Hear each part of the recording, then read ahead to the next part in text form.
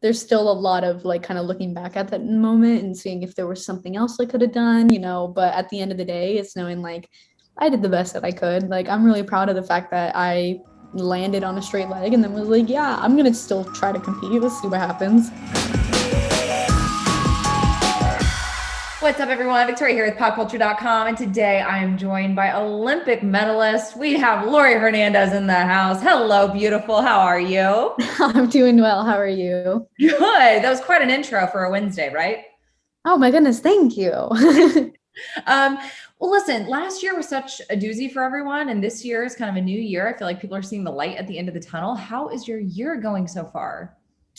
Bestie, I my year has had its ups and it's had its downs, but that's kind of life. It all coexists. I have some wonderful opportunities lined up for the next few weeks, between being partnered with Lily and kind of this wonderful ad that's going to come out and air during opening ceremonies. I am able to still go to the Tokyo Games, and be an analyst and a commentator. Unfortunately, my career kind of got my season, not career, but my season got cut short after an injury. So that definitely was difficult. But other than that, like things are pretty good. They're just rolling, girl. You got good things going for you. You Yeah. have a packed schedule, but I do want to address your knee situation. How is that? And also, like, as an athlete, listen, I was an athlete for 21 years of my life. I know that an injury can really it gets to you. And I know that you have to really get into a different state of mind when trying to overcome something like that. So how are you doing? How is your knee?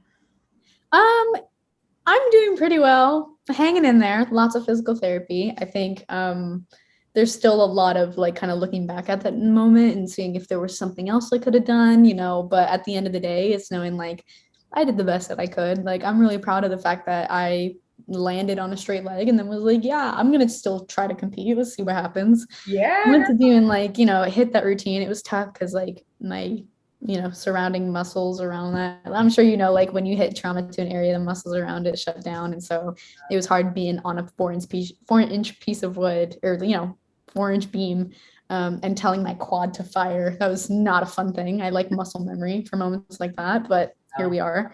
But other than that, physical therapy is going pretty well, hanging in there. Yeah. you'll get right back at it. I have no doubt.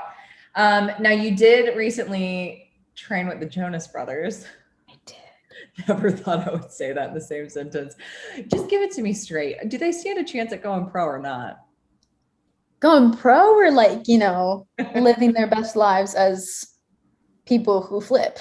There you go. There's a difference. Maybe living their best lives. Listen, they're a pro at something in this life. I think gymnastics could be one of them in a parallel universe. It absolutely could. Yes. There we go. We'll just leave it at that. They're going to watch us and be like, Laurie, come on now. How dare you? We tried so hard. Yeah.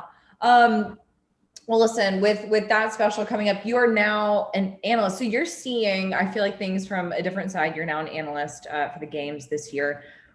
What does that feel like being on that end of it? Yeah, it's really weird. No, it's wonderful.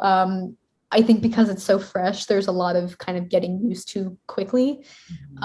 Just because I was trying to go to Tokyo and compete as an athlete, but to still be able to go and look at things from a completely opposite side, to see things from the production point of view and to be a part of the thing that I saw just as much as I saw in the athletes when I was a kid, watching commentators, watching people break it down, listening to people. I am very grateful to be a part of that. And I think it should be a lot of fun. I hope that I can bring some like new and fresh insights to that. So yeah. Well, listen, it's always great to have an expert, on camera that knows the game and that can understand it. But being on television comes with its own challenges. Are you nervous to be, on TV? Are you in that realm, or has there been like a learning curve at all, or do you feel like you got it? Okay, well, here's the thing. I do think I do think that doing so much press and media over the last few years has definitely gotten me comfortable in front of a camera. Yeah. So I don't have any nerves in terms of just being in front of the camera. If anything, quite the opposite. I am quite the crowd pleaser, and whenever there's a camera, I'm like, "Oh, don't be shy, baby, get my Ah, like it turns into that. I wish it didn't, but it does. I think the nerves come more from the fact that this is a new position. It's not something that I'm used to just yet. So there will be a little bit of learning in terms of just how they roll and the pattern and how things are going to go. But overall, it should be fun. well, I love that mindset. And I can't help but to ask you, you were on Dancing with Stars a couple seasons ago and you won. And that funny thing is, I just talked to Val the other day. And I was like, I'm interviewing your girl Laurie here in a few days. Was that a learning curve for you at all? Because I feel like there's this like idea that like athletes have a much better shot at winning and going far just because of that natural like mindset maybe, and like they're used Yeah, to they're like, oh, you're jacked, you can dance. endurance. Yeah, but like, was it like that for you? I mean, So here's the thing. I do like to think that before getting into there, I had an idea of rhythm. I loved performing like floor routines, and that was my favorite event because I loved to dance. However, I had no idea what I was doing. So it was absolutely a learning curve. Like it was not easier because I was an athlete. The only thing that was easier was like stamina and endurance. Like having just come from the Olympics, I'm going to go ahead and say that I had it quite easier in that realm. Like a lot easier. Yeah. But it's not that I learned anything quicker or faster because of being an athlete. I had to learn the same as any other person. I had no experience in dancing or ballroom dancing. I just knew that I liked it. So yeah. Yeah.